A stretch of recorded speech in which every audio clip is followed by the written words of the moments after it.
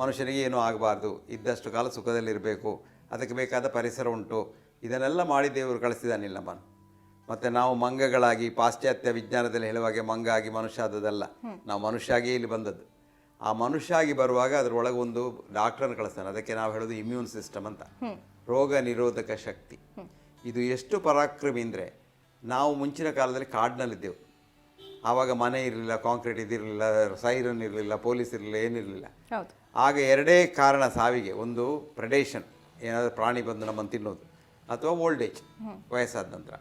ಈ ಪ್ರಾಣಿ ಬಂದು ತಿಂದರೂ ಕೂಡ ಕೆಲವು ಸಲ ಏನಾಗ್ತದೆ ಅಂದರೆ, ಪ್ರಾಣಿ ನಮ್ಮನ್ನೆಲ್ಲ ತಿನ್ಲಿಕ್ಕೆ ಆಗೋದಿಲ್ಲ, ಅಷ್ಟು ಹಸಿವಿರುವುದಿಲ್ಲ ಅದಕ್ಕೆ. ಈಗ ಒಂದು ಹುಲಿ ನನ್ನನ್ನು ಹಿಡಿತು ಅಂತ ಎಣಿಸಿಕೊಳ್ಳಿ, ಒಂದು ದಿವಸಕ್ಕೆ ಅದು ನಮ್ಮ ಕೈ ತಿಂದು ಹೋಗ್ಬೋದು, ಅದು ನಮ್ಮ ದೇಹ ಎಲ್ಲ ತಿನ್ನೋದಿಲ್ಲ. ಮರುದಿವಸ ಬಂದು ಪುನಃ ಮತ್ತೊಂದು ಕೈ ತಿಂತದೆ. ಆ ಸಮಯದಲ್ಲಿ ನಾನು ಸಾಯಬಾರ್ದು ಅಂತ ದೇವರು ಒಂದು ಸ್ಪೆಷಲ್ ಕೊಟ್ಟಿದ್ದಾರೆ, ಆಟೋನಾಮಿಕ್ ನರ್ವಸ್ ಸಿಸ್ಟಮ್ ಅಂತ. ಅದು ಏನು ಮಾಡ್ತದೆ ಅಂದರೆ, ಹುಲಿ ತಿಂದು ಹೋದ ಕೂಡಲೇ ಬ್ಲೀಡ್ ಆಗ್ತಲ್ವಾ, ಈಗ ಡಾಕ್ಟರ್ ಕಟ್ಟಬೇಕಲ್ವಾ, ಇಲ್ಲ, ತನ್ನಷ್ಟಕ್ಕೆ ಕಟ್ಟುವಂಥ ಒಂದು ಮೆಕ್ಯಾನಿಸಮ್ ಉಂಟು ಆಟೋನಾಮಿಕ್ ನರ್ವಸ್ ಸಿಸ್ಟಮ್ ಅಲ್ಲಿ. ಅದು ವೇಸೋ ಕನ್ಸ್ಟ್ರಿಕ್ಷನ್ ಅಂತ. ಅಲ್ಲಿ ತುಂಡಾದ ವೆಸಲ್ಸ್ ಅಲ್ಲಿಗೆ ಬಂದಾಗ್ತದೆ. ಬಂದಾದರೂ ರಕ್ತ ಮತ್ತೆ ಇರ್ತದಲ್ವಾ, ಅದು ರಕ್ತ ಇರಬಾರ್ದು, ಅದು ಗಟ್ಟಿ ಆಗಬೇಕು ಅಂತ ಅಲ್ಲಿ ಒಂದು ಕ್ಲಾಟಿಂಗ್ ಕ್ಯಾಸ್ಕೇಡ್ ಅಂತ ಶುರುವಾಗ್ತದೆ, ರಕ್ತ ಅಲ್ಲಿ ಗಟ್ಟಿ ಆಗ್ತದೆ. ಇನ್ನು ಬ್ಲಡ್ ಪ್ರೆಷರ್ ಕೆಳಗೆ ಹೋಗ್ತದೆ, ರಕ್ತ ಹೊರಗೆ ಹೋಗಿ.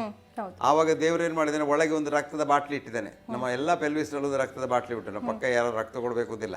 ಅದಕ್ಕೆ ಹೇಳೋದು ಆಟೋ ಟ್ರಾನ್ಸ್ಫ್ಯೂಷನ್ ಅಂತ, ಆ ರಕ್ತ ಒಳಗೆ ಬರ್ತದೆ. ಮತ್ತು ದೇಹದಲ್ಲಿ ನಮ್ಮ ದೇಹ 75% ನೀರು. ಈ ನೀರು ಈ ರಕ್ತನಾಳಗಳಿಂದ ಹೊರಗೆ ಇರುವುದು ಹೆಚ್ಚಿಗೆ. ರಕ್ತನಾಳದಲ್ಲಿ ಒಂದು 5-6 ಲೀಟರ್ ನೀರಿದೆ, ರಕ್ತ ಅಂತ ಹೇಳೋದು ನಾವು. ಹೊರಗೆ 100 ಲೀಟರ್ಗಿಂತ ಹೆಚ್ಚು 100. ಅವಾಗ ಬೇಕಿದ್ರೆ ಆ ನೀರು ಒಳಗೆ ಬರ್ತದೆ, ಅದಕ್ಕೆ ಹೇಳೋದು ಆಟೋ ಟ್ರಾನ್ಸ್ಫ್ಯೂಷನ್ ಅಂತ. ಇದೆಲ್ಲ ಆಟೋಮೆಟಿಕ್ ಆಗಿ ಅದೇ ಆಗ್ತದೆ. ಅದು ಮಾತ್ರ ಅಲ್ಲ, ಈಗ ನೀವು ಹುಲಿ ನೋಡಿದ್ರಿ, ನೀವು ಓಡಬೇಕು ಹುಲಿಯಿಂದ. ಆವಾಗ ನೀವೇನು ಮಾಡ್ತೀರಾ, ಹುಲಿ ನೋಡಿದ್ಕೊಂಡು ಓಡಬೇಕಾದ್ರೆ ಶಕ್ತಿ ಬೇಕು, ಶಕ್ತಿಗೆ ಗ್ಲೂಕೋಸ್ ಬೇಕು. ಈಗ ನೋಡಿ, ನೀವು ಗ್ಲೂಕೋಸ್ ಕುಡಿದು ಓಡ್ತಿರಲ್ಲ, ಕಾಡಿನಲ್ಲಿ ಗ್ಲೂಕೋಸ್ ಸಿಗ್ತಿರಲಿಲ್ಲ. ದೇವರು ಏನು ಮಾಡಿದ್ದಾನೆ, readymade Ghani bags of sugar, ಅದನ್ನು ಗ್ಲೈಕೋಜನ್ ಅಂತ ಲಿವರ್ನಲ್ಲಿ ಇಟ್ಟಿದ್ದಾನೆ. ಅದಕ್ಕೆ ಏನಾಗ್ತದೆ, ನೀವು ಹುಲಿ ನೋಡಿ ಹೆದರಿದ ಕೂಡಲೇ ಒಂದು ಎಡ್ರಿನಲಿನ್ ಬರ್ತದೆ ದೇಹದಲ್ಲಿ, ಆಟೋನಾಮಿಕ್ ನರ್ವಸ್ ಸಿಸ್ಟಮ್. ಆ ಭಯ ಅದನ್ನು ಹುಟ್ಟಿಸ್ತದೆ. ಆ ಎಡ್ರಿನಲಿನ್ ಹೋಗಿ ಲಿವರಿಗೆ ತಾಗಿದ ಕೂಡಲೇ ಲಿವರ್ನಲ್ಲಿರ್ತಕ್ಕಂಥ ಗ್ಲೈಕೋಜನ್ ಕನ್ವರ್ಟ್ ಆಗಿ ಶುಗರ್ ಆಗ್ತದೆ. ಕೆಲವು ನಿಯೋ ಗ್ಲೂಕೋಜೆನಿಸಿಸ್ ಅಂತ, ಹೊಸ ಶುಗರ್ ಹುಟ್ಟುತ್ತದೆ ಅಂತ. ಸೊ ಶುಗರ್ ಮೇಲೆ ಹೋಯ್ತಾ, ಓಡ್ಲಿಕ್ಕೆ ಶಕ್ತಿ ಆಯಿತು. ಇನ್ನು ಓಡಬೇಕಾದ್ರೆ ಬ್ಲಡ್ ಪ್ರೆಷರ್ ಮೇಲೆ ಹೋಗಬೇಕು. ಅದೇ ಎಡ್ರಿನಲಿನ್ ಹೋಗಿ ಹಾರ್ಟಿಗೆ ತಾಗಿದ ಕೂಡಲೇ ಹಾರ್ಟು ಓಡ್ತದೆ, ಬ್ಲಡ್ ಪ್ರೆಷರ್ ಮೇಲೆ ಹೋಗ್ತದೆ. ಸೊ ನಿಮಗೆ ಬ್ಲಡ್ ಪ್ರೆಷರ್ ಮೇಲೆ ಹೋಯಿತು, ಸಕ್ಕರೆ ಮೇಲೆ ಹೋಯಿತು, ನಿಮ್ಮ ಸ್ಟೀರಾಯ್ಡ್ ಮೇಲೆ ಹೋಯಿತು, ಓಡ್ಲಿಕ್ಕಾಯ್ತು. ನೀವು ಓಡ್ತೀರಿ, ಬದುಕಿದ್ರಾ? ಆ ಓಡುವಾಗ ಇದು ಮೇಲೆ ಹೋದದ್ದೆಲ್ಲ ಕೆಳಗೆ ಬರ್ತದೆ. ನೀವು ಓಡಿ ಬದುಕಿದ ನಂತರ ನೋಡಿದರೆ ನಿಮ್ದೆಲ್ಲ ನಾರ್ಮಲ್ ಉಂಟು, ಸಕ್ಕರೆ ನಾರ್ಮಲ್ ಉಂಟು, ಬ್ಲಡ್ ಪ್ರೆಷರ್ ನಾರ್ಮಲ್ ಉಂಟು, ಹಾರ್ಟ್ ರೇಟ್ ಎಲ್ಲ ನಾರ್ಮಲ್. ಇದನ್ನೆಲ್ಲ ಯಾಕೆ ಮಾಡಿದ್ದಾರೆ ಗೊತ್ತಾ? ಔಷಧಿ ಇಲ್ಲದೆ ನೀವಿರಬೇಕು ಅಂತ. ಆ ಒಳಗಿನ ಇನ್ನರ್ ಹೀಲರ್, ಆ ಮನುಷ್ಯನ ಒಂದು ಒಳಗಿನ ಇನ್ನರ್ ಹೀಲರ್. ಈಗ ಕ್ಯಾನ್ಸರ್ ಆಯಿತು. ಕ್ಯಾನ್ಸರ್ ಅಂದರೆ ಏನು? ಕ್ಯಾನ್ಸರ್ ಅನ್ನೋದು ಕಾಯಿಲೆ ಅಲ್ಲ, ನಮ್ಮ ದೇಹದ ಕಣವೇ.